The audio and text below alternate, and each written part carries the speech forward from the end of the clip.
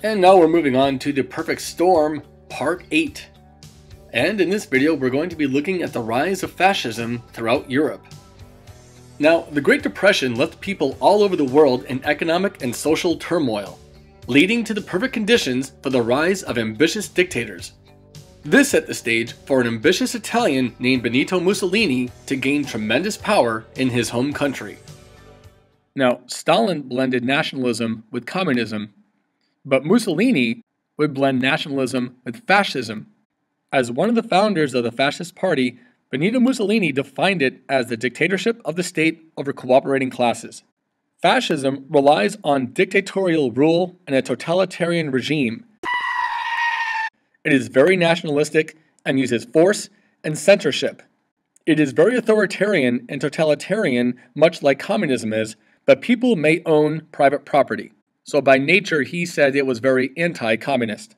Now the term came from the ancient Roman word fasces, which was a bundle of rods bound tightly around with an axe, and this was used by Mussolini to symbolize the governmental authority. Mussolini claimed that fascism stood for full employment, social security, and national prestige. And by 1922, Mussolini had gained enough support that he and the other fascists, the black shirts, marched into Rome, and the king appointed Mussolini as prime minister. He was supported by the military, the business class, and liberals. And by 1924, the fascists had gained a majority in parliament. But just like typical authoritarians, once that happened, they disbanded all opposition parties and essentially destroyed democracy. Mussolini took the title of Il Duce, which means the leader. Italy soon became a police state, where the government suspended freedoms of speech, press, assembly, trial by jury, and others. The government had strong control over the companies and unions, and secret police spied on the populations. And as many dictators do, he focused on the young. For example, the Sons of the Wolf was an organization where they trained young boys to be fascists and militants. They were taught at a young age that Mussolini was always right. Also, women were pushed out of jobs to win the battle of motherhood. In fact, if an Italian mother had more than 14 children, she received a medal from Il Duce himself. It was somewhat of a capitalist country, that profits were allowed, but all parts of society had to cooperate for the goals of the state. And the armed forces were strengthened, increasing the military might, and it did eventually lower unemployment to some degree. War was promoted as glorious and patriotic. A quote from the book Prevalence of Nonsense said Mussolini may have done many brutal and tyrannical things. He may have destroyed human freedom in Italy. He may have murdered and tortured citizens whose only crime was to oppose Mussolini. But one had to admit one thing about the dictator: he made the trains run on time. Now this quote is only partially true. While yes, Mussolini did bring more order initially, albeit at a tremendous cost to individual freedom, over time, his dictatorship proved to be less efficient, especially nearing World War II. Now, while Mussolini blended nationalism with fascism, Hitler blended nationalism with racism. Now, in 1918, Germany was under the Weimar Republic, and over time the Germans greatly disapproved of the November criminals who had signed the oppressive Paris Peace treaties. Stagflation was rampant, and people were looking for a way out. Now, Adolf Hitler had been born in Austria, and he grew up in a region that was rampant with anti-Semitism.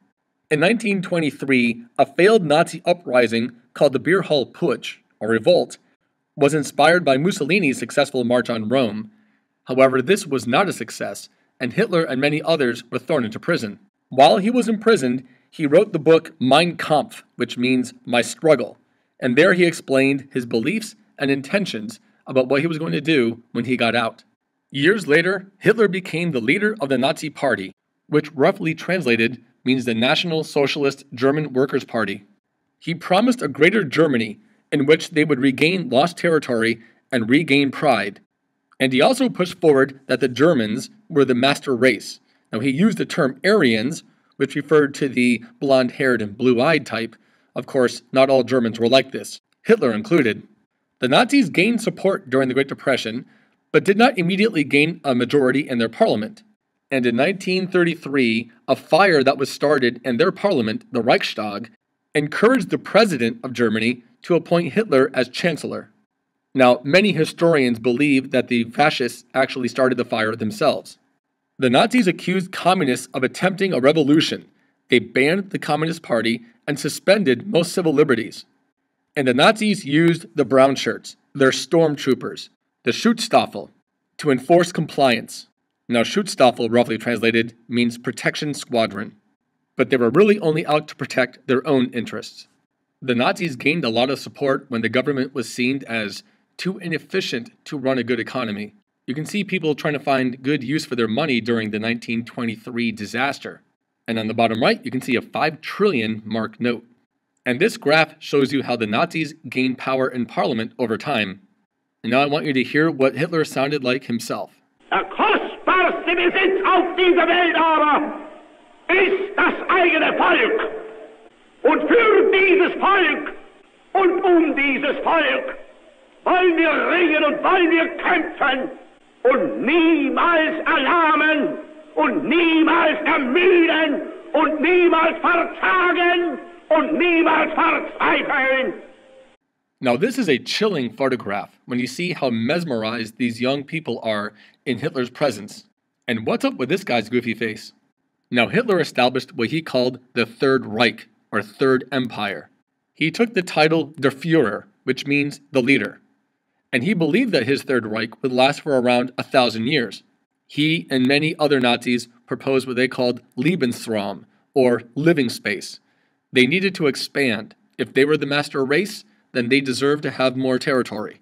Of course, under Hitler, it became a fascist and totalitarian state. And he used the Gestapo, which were secret police, basically the same as the Schutzstaffel, and they used concentration camps even before the time of the Holocaust.